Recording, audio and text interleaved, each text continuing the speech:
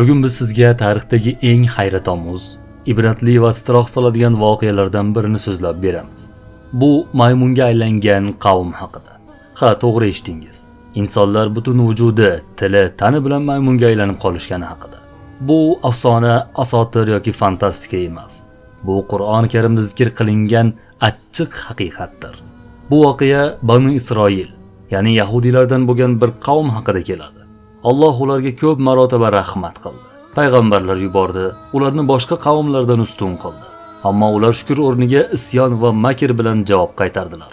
Bu qavm hozirgi Iordaniya hududiga tegishli dengiz bo'yida joylashgan Ayla shahrining aholisi edi. Bu voqea Musa alayhissalomdan keyingi davrlarda sodir bo'lgani aytiladi. Alloh taolo Ayla qavmiga juma kunini dam olish, bayram kuni sifatida ko'rishlarini amr qildi. Ammo ular shanba kunini bayram qilishlarini ta'kidladilar. Yahudiylar xarakteri tarixdan ma'lumki, har qanday ishda xilof qilishlari bilan ajralib turganlar. Shunday qilib Alloh azza va jalla ularga sabt kuni, shanbada dam olish, hech qanday ishlar bilan mashg'ul bo'lmaslikni buyurdi. Bu ibodat uchun ajratilgan kun edi. Ammo ular avvalgi amrga bo'yin tovlaganlar uchun shanba kuni ov qilmaslik bilan imtihon qilindi. Ular yashaydigan shahar dengiz bo'yida bo'lib va aynan shanba kuni dengiz baliqlariga to'lib ketardi. Baliq ovlash ularning asosiy tijorati va tirikchiligi edi. Boshqa kunlari ovlash mumkin, ammo shanba kuni emas. Imtihonni qarangki, aynan shanba kuni baliq ko'p bo'lardi. Ha, sinov juda katta edi. Shundan keyin odamlar o'zaro bahs qildilar. Bir tomon, agar biz baliqlarni ovlasak, gunoh bo'ladi va balo keladi deya bu ishdan o'zlarini tiydi. Ikkinchi taraf esa yo'q. To'g'ridan to'g'ri ushlasak gunoh bo'ladi dedilar. Kelinglar biz juma kuni tunda tuzoq qo'yib, baliqlarni to'sib qo'yaylik. Shanba kuni to'rga baliqlar to'planib qoladi. Yakshanba kuni kelib esa terib olamiz. Mana shunda biz to'g'ridan to'g'ri shanba kuni ovlagan bo'lmaymiz deyishdi. Qo'polroq aytganda, Allohni aldashmoqchi bo'lishdi. Butun olamlarning yaratuvchisi bo'lgan Alloh ularning nayranglarini ko'rib turardi. Bu ish Allohning ochiq amrini aylanib o'tish, osiylik, isyonkorlik qilishidir. Qur'onda bu haqida shunday deyiladi. Orangizdan shanba kunida haddan oshgan kimsalarni bildingiz. Biz ularga badbaxt maymunlarga aylaningiz dedik. Biz bu uqubatni o'sha vaqt va keyingi davrlar uchun ibrat, taqvoli kishilar uchun mav'iza, nasihat qildik. Baqara surasining 65-66 oyatlari. Yana A'rof surasida Alloh bunday deydi. Faqat osiy bo'lgan qavmni maymunga aylantirdi. Biz ularni ibrat va kelgusi avlodlariga nasihat qildik. Avvaliga ular baliqlarni shu tariqa ovlay boshladilar. Boshqa taraf ularni bu gunoh ishlardan har qancha qaytarmasalar, ular itoat qilmadilar. Hozirgidek. Bugun ham yahudiylarning ortodoksal toifasi hayqirmoqda. Hoy ahmoqlar, hoy sionistlar, G'azo masalasida qizil chiziqqa keldinglar, to'xtanglar, balo keladi deb aytishmoqda. Lekin ikkinchi taraf quloq solmayapti. Xullas, shanba kuni hiyla bilan baliq tutisharkan, asta-sekin ochiqchasiga shanba kunining o'zida ham borib ovlashadigan bo'lishdi. Boyagi iymonli kishilar yaqinda bir balo kelishini sezdilar-da, osiy qavm bilan o'zlari o'rtasida bir devor qurib olishdi. Shu zaylda u tomon ham, bu tomon ham o'z yo'lida davom etaverdi. Ular shanba kuni uyatsizlarcha, ochiqchasiga osiy bo'lib ov qilishardi. Qani balo, hech narsa bo'lmayapti-yu. Biz yer yuzida aziz qavmimiz. Biz yer yuzida istagan ishimizni qilamiz dedilar. Bizga hech narsa kelmaydi deyishdi. Hozir ham bu la'natlangan qavmni okean ortida turib ochiqchasiga qo'llayotganlar ham shunday deyishmoqda. Biz hal qilamiz. Biz dunyoda biz aytgan ish bo'ladi. Mana shu so'z tog'utlikdir. Mana shu haddidan oshishlikdir.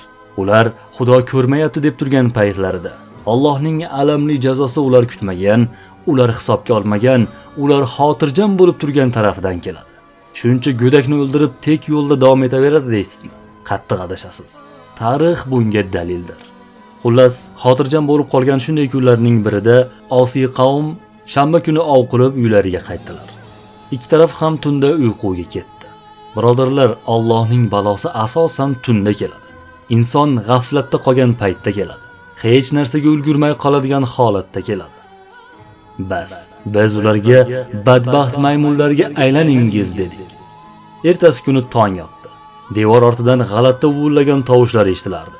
Iymonlilari borib qarasalar, devor ortidagilarning barchasi maymunga aylangan holatda edi. Diqqat bilan qarasalar, maymunlarda odamning nigohlari turardi. Ular tanidilar. O'zlarining aqrabolari ekanini tushundilar. Ulamolar aytadi: bu odamlar jismonan maymunga aylangan bo'lsa-da, ammo onglari insoncha qolgan. Ular o'zlarining holatidan uyalayotgan, duduqlab bir-biriga qarab yig'layotgan edilar. Na gapira olardilar, na bir narsani tushuntira olardilar. Shu tariqa ular 3 kun yashadilar. 3 kundan keyin esa hammasi halok bo'ldi. Ulardan nasl nasab qolmadi. Bu ish faqat ibrat uchun bo'lgan jazo edi. Allohning amriga quloq solmaslikning oqibati qanday bo'lishini qarang. Bu voqea bizga yoqimli hikoya emas, saboqdir. Qarang, inson eng oliy maxluqot shunday past darajaga tushyapti. Nega?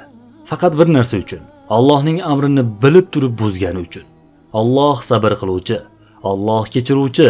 Lekin agar kimdir doimiy isyonda, nayrangda, gunohda davomiy bo'lsa, jazo muhlatsiz to'satdan keladi. Hozirgi zamonda ham odamlar Allohning farmonlarini bilgan holda aylanib o'tishmoqda. Ribo, foizni boshqa nom bilan atash, yarim yalang'ochlikni madaniyat deb nomlash, ayol erkakning chegarasini buzish, to'ylarni gunoh maydoniga aylantirish, bularning barchasi bizga o'sha qavmni eslatadi. Har bir mo'min inson o'ziga savol bersin.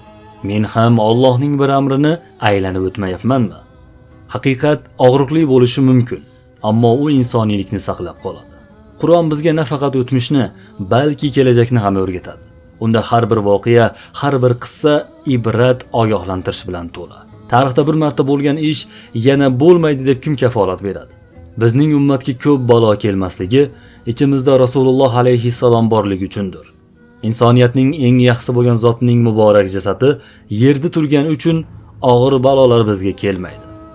Ammo Habibimiz ummatimdan bir toifasi maymun va to'ng'izlarga aylanmay turib qiyomat bo'lmaydi deganlar. Inson ko'rinishidan maymun bo'lmasa-da, qalban maymunga aylangan bo'lishi mumkin.